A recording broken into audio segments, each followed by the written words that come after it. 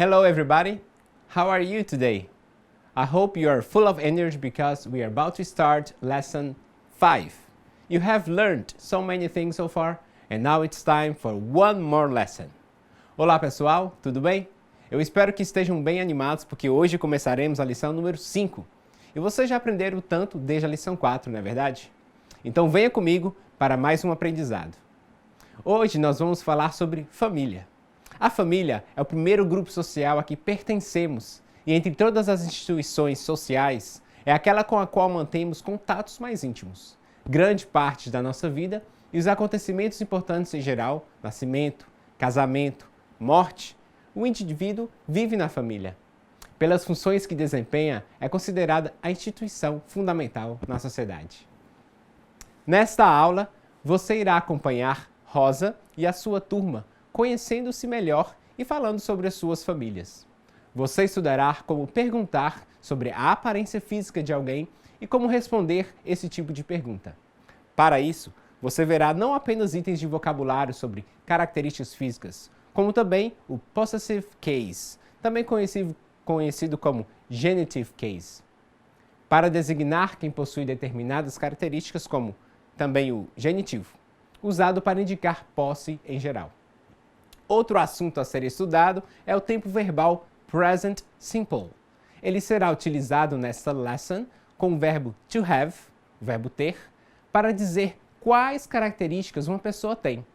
Vamos verificar no slide a seguir quais serão os objetivos desta aula. Então, os objetivos de hoje são descrever a família, o grau de parentesco, a idade, ocupação, reconhecendo e utilizando o vocabulário referente a ela. O segundo objetivo, falar sobre a relação de parentesco entre os membros da família, fazendo uso do possessive or genitive case. O terceiro objetivo, nós vamos descrever membros da família utilizando características físicas.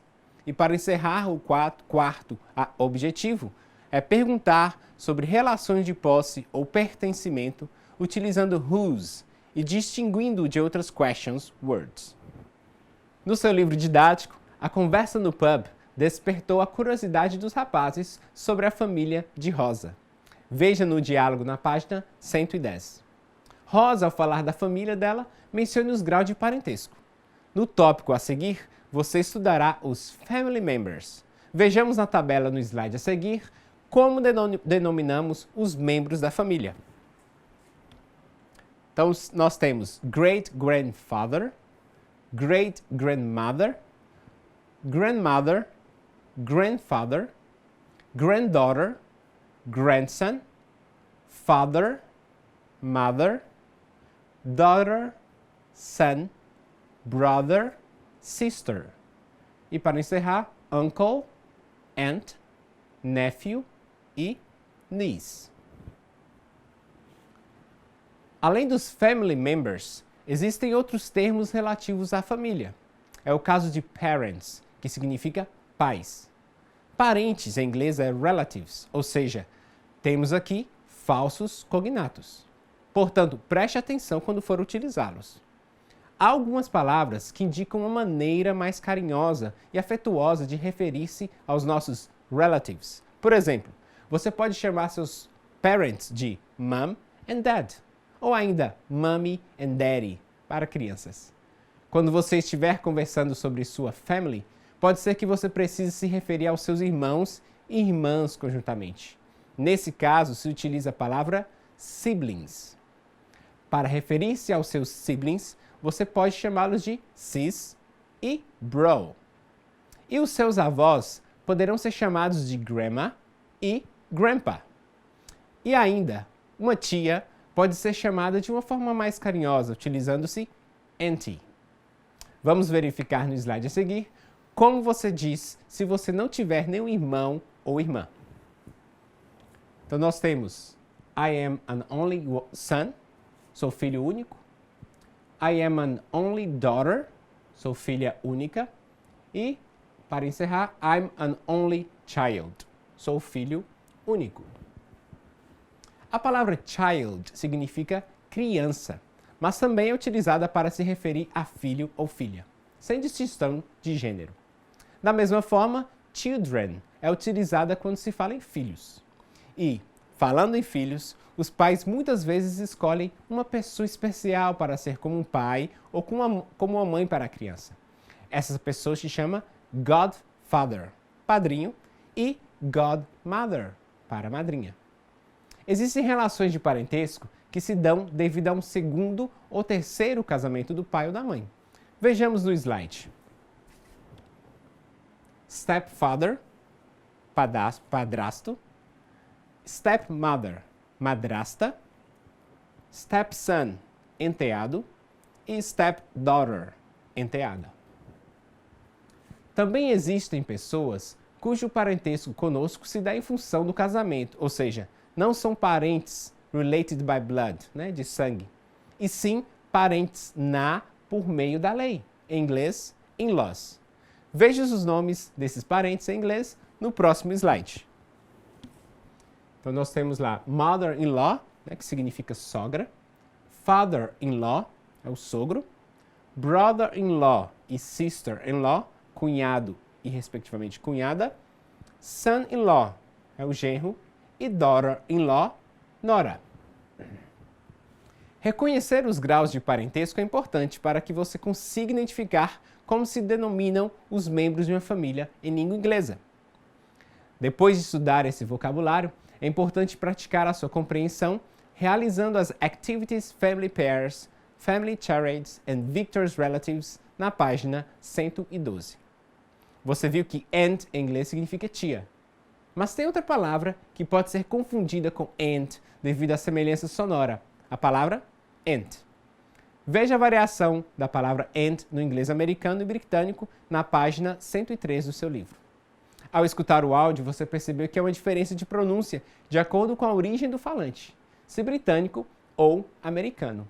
No caso da pronúncia do inglês americano, a palavra ant é a mesma da palavra ant, que em português significa formiga. Para ter certeza do significado dessas palavras, você precisa observar o contexto em que elas estão inseridas. Retornando ao tema da família, considere que, para informar os graus de parentesco ou indicar posse de algo, é necessário usar os possessivos.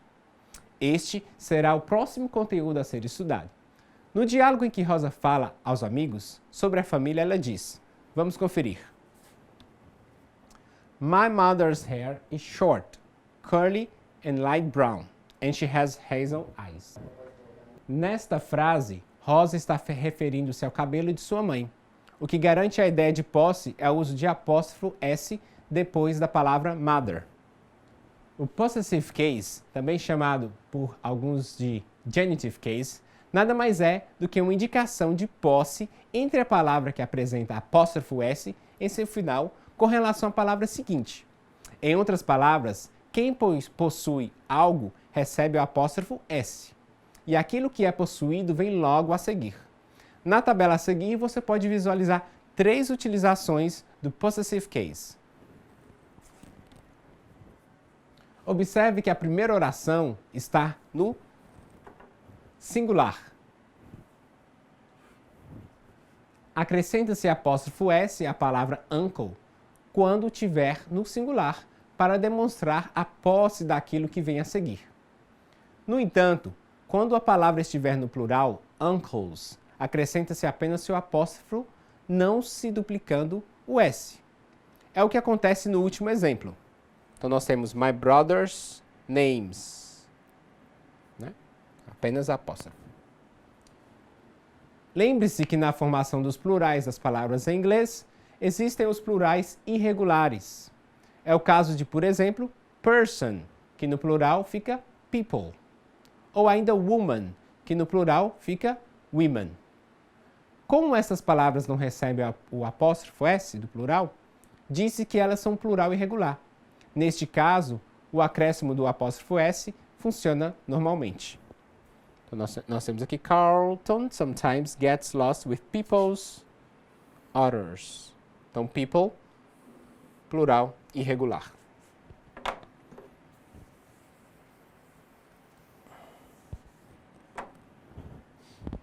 Vamos ver agora exemplos de uso do possessive case com nomes próprios. Quando se tratar de um nome próprio que termine em S, como por exemplo Marcos, vale a regra. Acrescenta-se o apóstrofo S. Então vejamos. Marcos, terminou com S, apóstrofo S. Nestes casos, admite-se o uso de dois S's, né? Sem problema. Quando você precisar mencionar vários donos, terá que analisar a situação, como nós temos no exemplo. Quando a posse é comum a todos os mencionados, o apóstrofo S aparece apenas junto ao nome do último dos donos. Então nós temos Rosa, Christine, Amanda and Carly's house is big. Apenas apóstrofo S. Neste exemplo, a casa pertence às 4 meninas. No próximo exemplo, cada uma possui sua casa, por isso cada nome recebe o apóstrofo S. Então nós temos Rosas, Christine's, Amanda's and Carly's houses are big.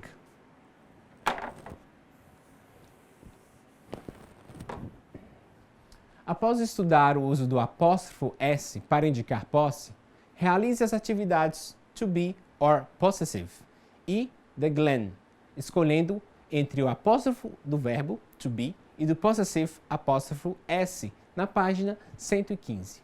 Então, have a good time! Ao questionar a posse, é necessário utilizar uma question word específica. Para perguntar de quem alguma coisa é ou a quem alguma coisa pertence, a question word utilizada é whose. Como você pode ver, whose precede a coisa possuída, bicycle, e é seguido de are ou is, e de demonstrative this ou these, that or those, dependendo do objeto possuído estar no singular ou plural, perto ou longe de quem pergunta sobre a posse. Além disso, as perguntas com whose não precisam se limitar apenas a questões envolvendo objetos. Elas podem ser utilizadas quando desejamos obter informações sobre pessoas. Vamos ver no slide. Então nós temos whose is this, com o uso do pronome demonstrativo, this, de quem é esta casa. Whose car is that, com o pronome demonstrativo that, de quem é aquele carro. Nós temos whose books are these, com o pronome demonstrativo no plural, de quem são esses livros.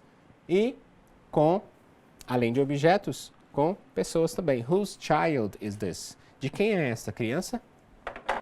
Finalmente, para responder perguntas com whose sobre a posse de algo, é muito simples. Basta utilizar o possessive case. Observe no próximo slide. Então, nós temos whose cell phone is this? It's Christine's, uso do possessivo. Whose books are these? They're Rosa's. Uso do possessivo também, apóstrofo S.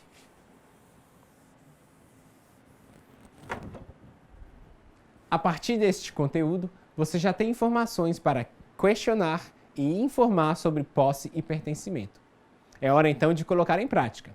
Realize a Activity Question Words na página 118 para verificar sua aprendizagem. Vamos ver a diferença entre whose e whose, o pronome interrogativo who mais o apóstrofo S? Embora whose e whose tenham a mesma pronúncia e a escrita parecida, estas palavras possuem significado diferente. Enquanto whose significa de quem, whose, apóstrofo S, que é a construção de who mais is, significa quem é. Então, atenção. As palavras não podem ser confundidas, pois o contexto determina o que cada uma significa. Com base neste conteúdo, pratique a diferença entre estes pronomes interrogativos realizando a Activity Whose or Whose na página 118. O verbo have é muito útil quando queremos dizer quem constitui nossa família. No tópico a seguir, você verá como utilizar este verbo no Present Simple. A partir deste conteúdo, outros verbos poderão ser usados neste tempo verbal. Para falar sobre família, Rosa utiliza o verbo to have, ter, no Present Simple, já que ela tem uma irmã, tem um pai e uma mãe. Enfim, isso faz parte do presente, da rotina dela. O Present Simple em inglês é parecido com o presente do indicativo no português e serve para expressar fatos, verdades universais e rotinas ou atividades habituais. Uma das características mais evidentes do present simple é o fato de que, em frases afirmativas, os verbos não são alterados. Quer dizer, você os utiliza em sua forma original. Eles não são conjugados. Mas há uma exceção. A terceira pessoa do singular, ou seja, he, she and it. Os verbos, quando utilizados com esses pronomes, he, she e it, ou com os nomes das pessoas ou coisas que eles representam, recebem o acréscimo de S. Mas no caso do verbo to have, há uma irregularidade. Vamos observar a conjugação? Então nós temos I have na primeira pessoa, I have a sister. You have a sister na segunda pessoa. He, she has a sister. We have a sister na primeira pessoa do plural. Segunda pessoa do plural, you have. E a terceira pessoa do plural, they have a sister.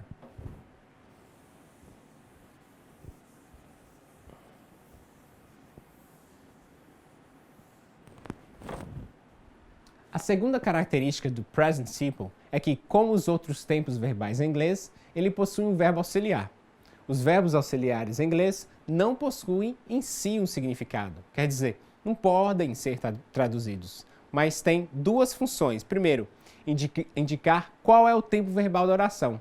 E o segundo, compor suas formas interrogativa e negativa. Em relação à forma interrogativa, no present simple, utiliza-se do antes do sujeito na composição de perguntas. Porém, assim como ocorre na afirmativa, há uma diferença quando se trata da terceira pessoa do singular. Ao invés de do, usamos o does. Vamos comparar? Então, nós temos do I na primeira pessoa. Do I have a sister? Do you have a sister na segunda pessoa? E o caso que eu te falei com vocês, na terceira pessoa do singular, does he ou does she have a sister, utilizando does. E nas outras pessoas, do we have a sister? Do you have a sister? E, para finalizar, do they have a sister?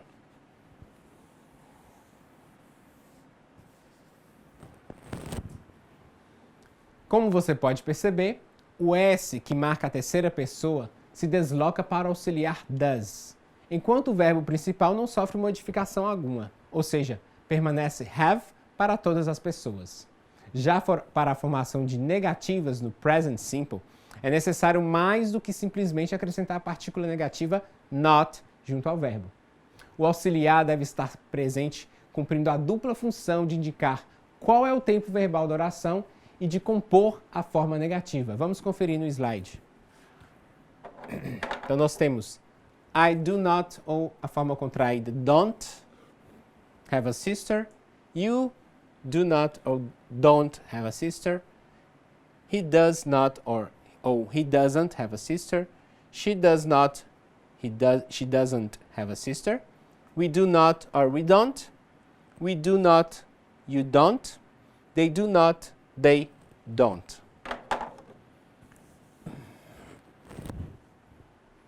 Note que don't e doesn't são simplesmente a contraction do auxiliar com a partícula negativa. Do mais not é igual a don't. Does mais not é igual a doesn't. E são mais utilizados do que a forma por extenso, escolhida na escrita formal ou quando se quer dar ênfase ao not. Don't e doesn't também são utilizados nas short answers do present simple. Vamos acompanhar? Então, nós temos aqui as short answers. Então, does Rosa have a sister? Yes, she does. Does Rosa have a brother? No, she doesn't. Does Billy have an uncle? Yes, he does. Do Christine and Dube love each other? Yes, they do.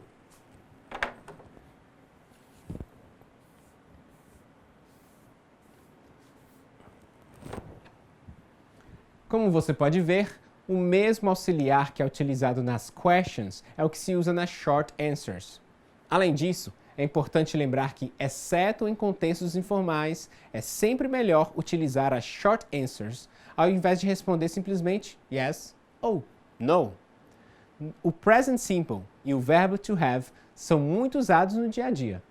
Este verbo também é usado no momento em que vamos descrever alguém.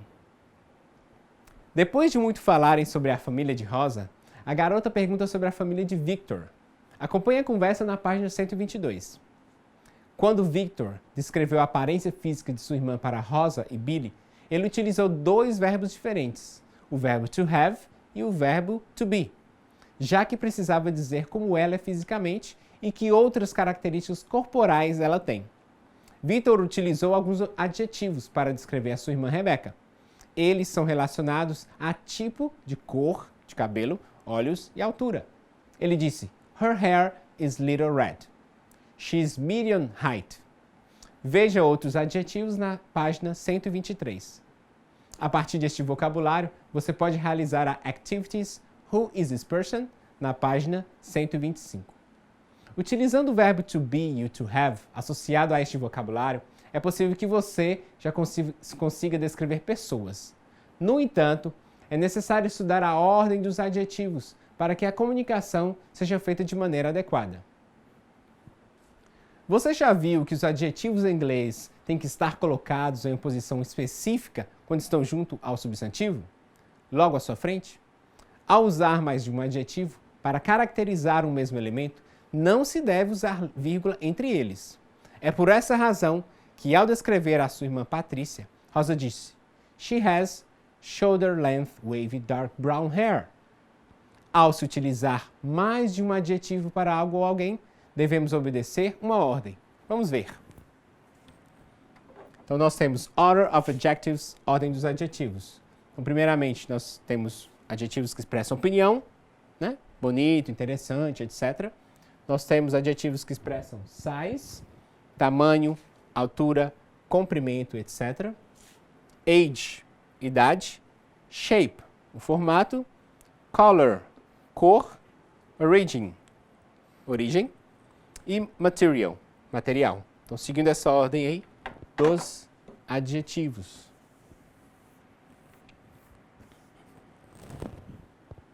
Observe que antes dos adjetivos vem o numeral ou artigo, que pode ser a, an, the, to, a dozen, etc. Um último detalhe importante quando há uso de adjetivos em inglês é que ele não concorda nem em número, nem em gênero com o substantivo que o acompanha. Para verificar a sua compreensão do conteúdo apresentado, realize Activities Carly's Family na página 126. Bom trabalho!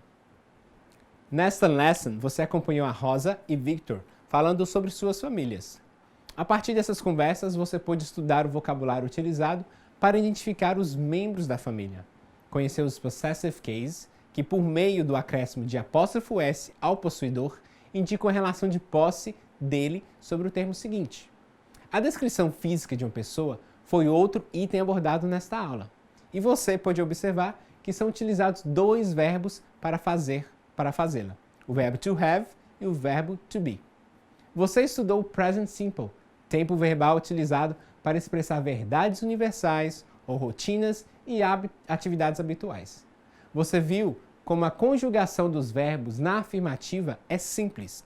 O verbo não sofre modificação, exceto quando o sujeito for he, she ou it, ou equivalente a um desses pronomes. Na interrogativa, surge o auxiliar do, o qual se transforma em does, quando se trata de um sujeito na terceira pessoa do singular. Na negativa, usa-se don't ou doesn't. Ainda em relação a descrições, você teve contato com alguns adjetivos que lhe permitem exprimir características físicas das pessoas. E estudou que é necessário seguir uma ordem ao empregar os adjetivos. Então, eu fico por aqui. Até a próxima. See you soon. Bye bye.